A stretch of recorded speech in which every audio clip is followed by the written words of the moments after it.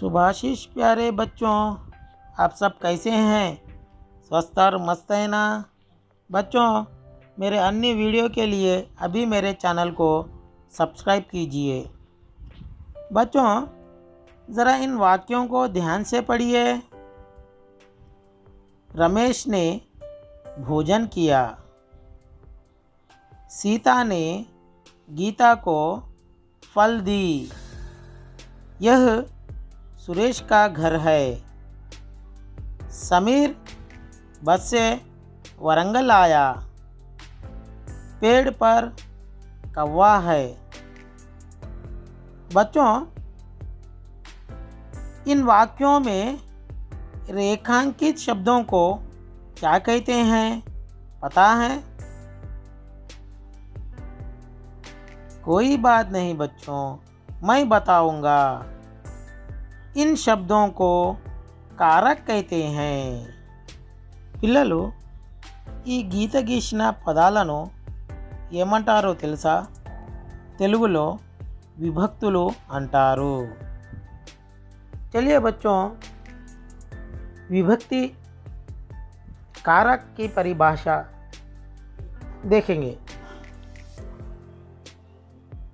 संज्ञा या सर्वनाम शब्दों का संबंध वाक्य में आए दूसरे शब्दों से या क्रिया शब्दों से जोड़ने वाले चिन्हों को कारक कहते हैं। कारक चिन्हों को परसर्ग भी कहते हैं। నామవాచకం మరియు సర్వనామాల పదాల యొక్క సంబంధం వాక్యంలో వచ్చినటువంటి ఇతర పదాలతో లేదా క్రియాపదాలతో సంబంధాన్ని ఏర్పరిచే గుర్తులను విభక్తులు అంటారు। तो बच्चों, कारक देखे हैं। कारक 8 प्रकार के हैं। విభక్తులు 8 రకాలు। देखिए बच्चों, कर्ता कारक, इसका चिन्ह ने। कर्म कारक को, करण कारक से, के द्वारा। संप्रदान कारक को, के लिए। अपादान कारक से। संबंध कारक का, के, की, रा, रे, री। अधिकरण कारक में, पर। संबोधन कारक हे, अरे, हो। बच्चों, अब एक एक कारक का పరిచయం कर लेंगे। ఒక్కొక్క విభక్తి గురించి తెలుసుకుందాం। पहले कर्ता कारक, इसका चिन्ह ने। कर्ता అర్థార్థ करने वाला।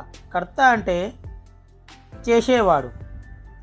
वाक्य में जिसके द्वारा क्रिया की जाती है या हो रही होती है वह कर्ता कारक कहलाता है। వాక్యంలో ఎవరి ద్వారా అయితే క్రియ జరుగుతుందో దాన్ని కర్త అంటారు। उदाहरण देखिए, राजू ने पाठ पढ़ा। इसमें कर्ता क्या है? राजू। राजू ने पाठ पढ़ा, ఈ వాక్యంలో कर्ता राजू। जो काम करता है वह कर्ता कहलाता है। ने कर्ता का कारक चिन्ह है। दूसरा उदाहरण देखिए, मनोज ने पत्र लिखा। इसमें कर्ता कारक क्या है? ने। और एक उदाहरण, राम ने रोटी खाई। फिर कुछ వాక్యం में ने का लुप्त हो जाता है। కొన్ని వాక్యాలలో ने విభక్తి కనుమరుగవుతుంది, అంటే కనబడదు। यह वर्तमान काल और भविष्य काल में लुप्त हो जाते हैं। వర్తమాన కాలం మరియు భవిష్యత్తు కాలంలో నే విభక్తిని ఉపయోగించరు. उदाहरण के लिए माँ भोजन पकाती है. इस वाक्य में क्रिया वर्तमान काल में है. ఈ వాక్యంలో క్రియ వర్తమాన్ కాల్లో ఉంది, इसलिए इसमें ने का प्रयोग नहीं हुआ है. ने प्रत्यय केवल भूतकाल के सकर्मक क्रिया में ही प्रयोग होता है. ने विभक्ति భూతకాలంలోని समापक क्रियालोने उपयोगपड़ुतुंदी. अब दूसरा कारक देखिए, कर्म कारक. इसका चिन्ह है को. संज्ञा या सर्वनाम के जिस शब्द पर क्रिया का प्रभाव पड़ता है उसे कर्म कारक कहते हैं. నామవాచకం మరియు సర్వనామం యొక్క ఏ పదం మీద అయితే క్రియ యొక్క ప్రభావం పడుతుందో ఆ పదాన్ని कर्म विभक्ति अंटारू, कर्म कारक अंटारू. उदाहरण देखिए, अध्यापक छात्रों को पढ़ा रहे हैं. इस वाक्य में अध्यापक संज्ञा है और छात्र भी संज्ञा है. पढ़ा रहे हैं एक क्रिया है. ये पढ़ाना का प्रभाव किस पर पड़ रहा है? जो अध्यापक द्वारा संज्ञा के द्वारा जो जिस पर छात्रों को पढ़ाया जा रहा है उस पर प्रभाव पड़ रहा है. ఉపాధ్యాయుడు విద్యార్థులను చదివిస్తున్నాడు. ఇందులో ఉపాధ్యాయుడు అనేది నామవాచకం, విద్యార్థులు అనేది కూడా నామవాచకం, చదివిస్తున్నారు అనేది క్రియ. ఈ క్రియా ప్రభావము ఎవరి మీద పడుతుంది? విద్యార్థుల మీద. కాబట్టి విద్యార్థులు అనేది कर्म कारक. और एक उदाहरण देखिए, माँ बच्चे को सुला रही है. इसमें क्या है? कर्म कारक को. राम ने रावण को मारा. इसमें दो है. कौन सा है? कर्ता कारक है, कर्म कारक भी है. ने को.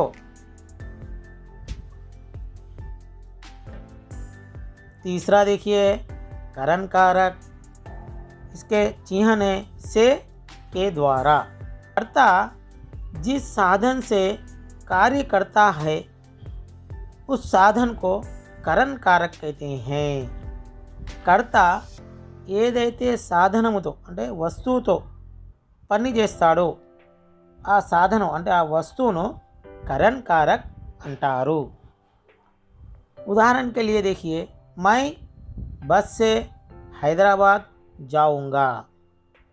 इसमें मैं क्या है? कर्ता, और हैदराबाद जाऊंगा क्रिया. जाओ. मैं और जाऊंगा किससे संबंधित है? बस से. तो बस क्या है? एक साधन. मैं बस से हैदराबाद जाऊंगा. నేను బస్సుతో హైదరాబాద్ వెళ్తాను. అంటే నేను వెళ్ళడం ఎవరి సహాయంతో వెళ్తున్నాం? బస్సు అనే సాధనం అనే సహాయంతో వెళ్తున్నాము.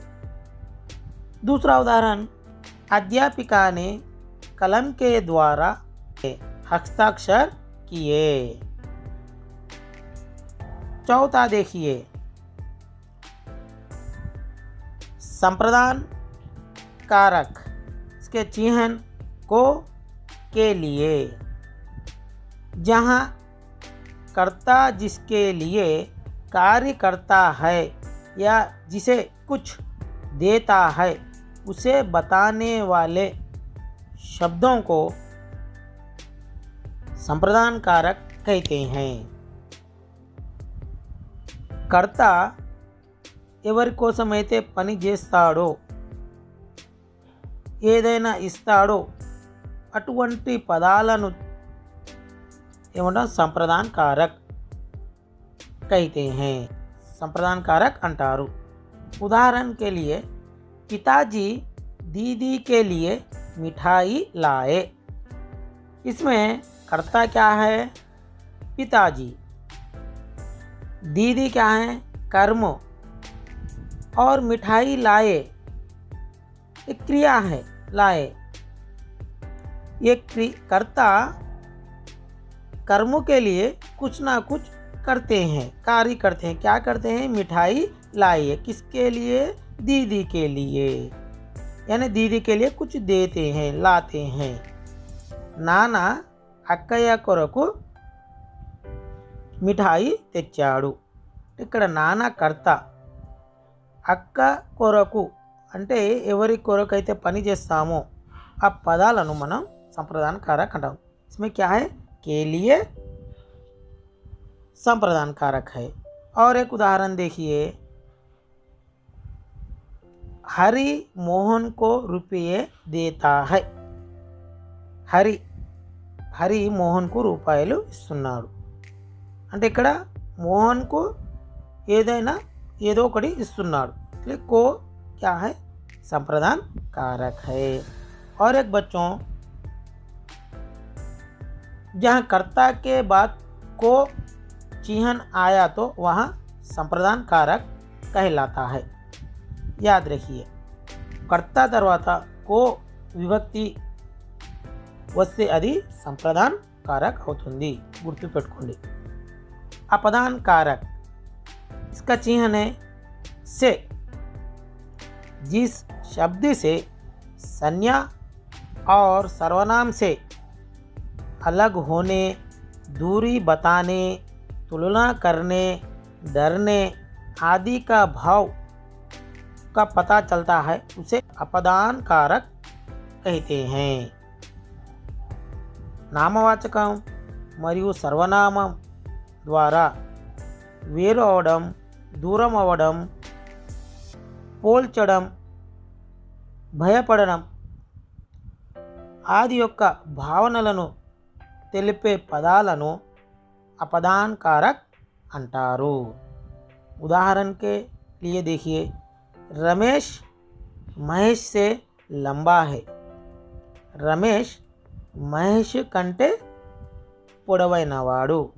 ఇక్కడ यहाँ पर देखिए, रमेश की तुलना महेश से की जाती है. ఇక్కడ రమేష్ను మహేష్తో పోల్స్తున్నారు. అంటే కంటే, తెలుగులో కంటే, నుండి అనే పదాలు వస్తే అవి अपदान. और एक उदाहरण देखिए, पेड़ से पत्ता गिरा. చెట్టు నుండి ఆకు రాలింది. చెట్టు నుండి అంటే దూరం అవుతుంది. చెట్టు నుండి ఆకు అనేది దూరం అవుతుంది. से, इसलिए से क्या है? अपदान कारक है. और एक उदाहरण देखिए, वरंगल से गाड़ी निकलती है. वरंगल నుండి गाड़ी అంటే బండి బయలుదేరుతుంది. నుండి से यानी वरंगल से गाड़ी दूर हो रही है. वरंगल నుండి బండి దూరం అవుతుంది. అందుకోసం ఇది अपदान कारक से. और एक देखिए, विभक्ति कारक, संबंध कारक. संबंध कारक के चिन्ह है का, के, की, रा, रे, री. जिस शब्द से दो संज्ञाओं अथवा सर्वनामों का आपसी संबंध ज्ञात होता है, वह संबंध कारक कहलाता है. ये పదం తో అయితే రెండు నామవాచకాల మరియు సర్వనామాల యొక్క సంబంధాన్ని తెలియజేస్తాయో అటువంటి పదాలను సంబంధ कारक అంటారు. यहाँ पर देखिए, उदाहरण, రాజు का बल्ला टूट गया. రాజు యొక్క బల్ల అంటే బ్యాట్, टूट गया అంటే విరిగిపోయింది. ఇక్కడ यहाँ पर राजू नहीं, राजू से संबंधित वस्तु के बारे में बता रहा है. राजू का संबंध वस्तु क्या है? बल्ला. वो टूट गया, इसलिए का क्या है? संबंध कारक है. ఇక్కడ రాజు కాదు, రాజుకు సంబంధించిన బల్ల అంటే బ్యాట్ విరిగింది. రాజు గురించి కాదు, రాజుకు సంబంధించిన బ్యాట్ గురించి సంబంధిస్తుంది. అంటే రెండు సర్వనామాల యొక్క సంబంధాన్ని చూపిస్తుంది అన్నట్టు. का अने पदम अंदुके इदी संबंध कारक। और एक उदाहरण देखिए, यह रवि की पुस्तक है।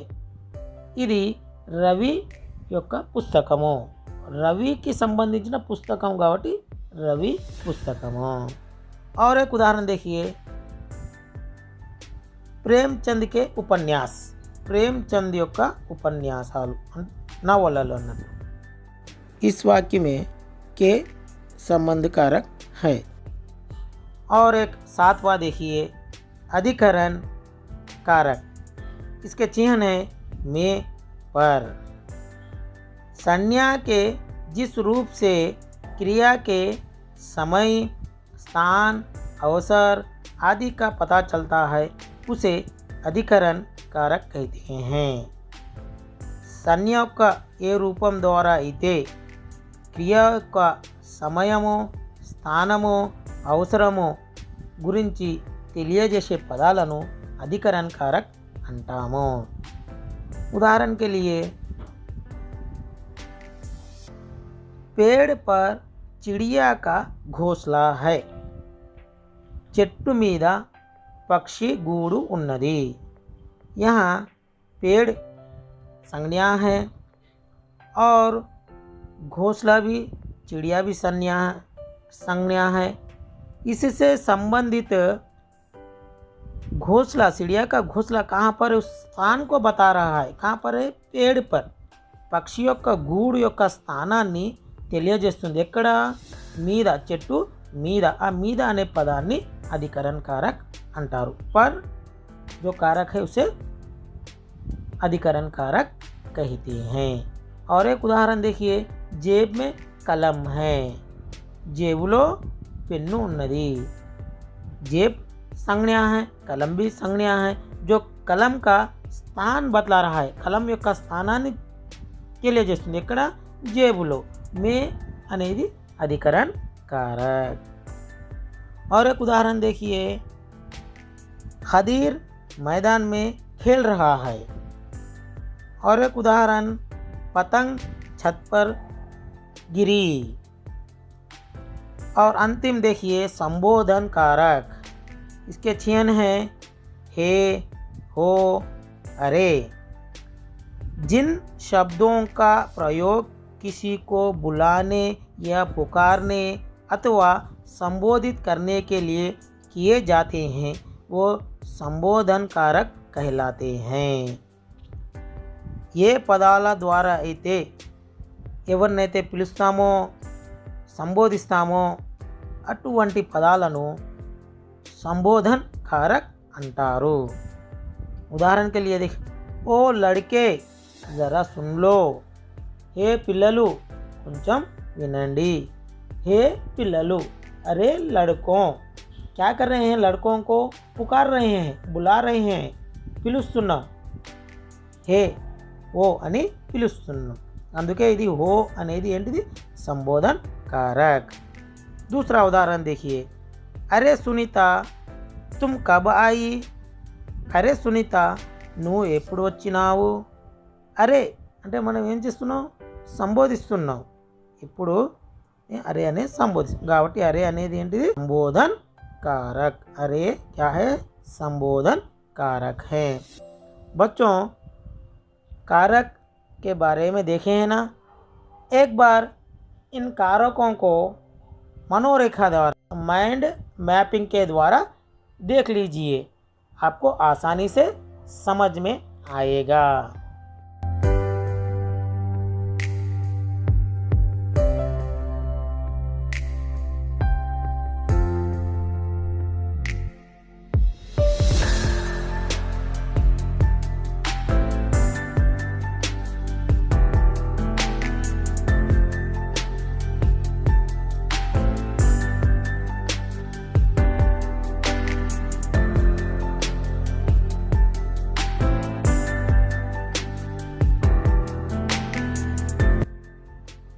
तो बच्चों, आपको एक छोटा सा गृह कार्य है। जोड़ी बनाइए, ज़्यादा प्रचंडी। इस ओर कारक चिन्ह दिए गए हैं और इस ओर उसके चिन्ह दिए गए हैं। सही कारक से सही चिन्ह को జోడి बनाइए. ఇటువైపు విభక్తులు ఇవ్వబడినాయి, ఇటువైపు వాటి గుర్తులు ఇవ్వబడినాయి. సరైన విభక్తిని సరైన గుర్తుతోని జతపరచండి. तो बच्चों, मैं आशा करता हूँ कि आपको यह कक्षा बहुत अच्छी लगी. फिर एक नए विषय के साथ फिर आपके सामने आऊँगा. तब तक के लिए धन्यवाद.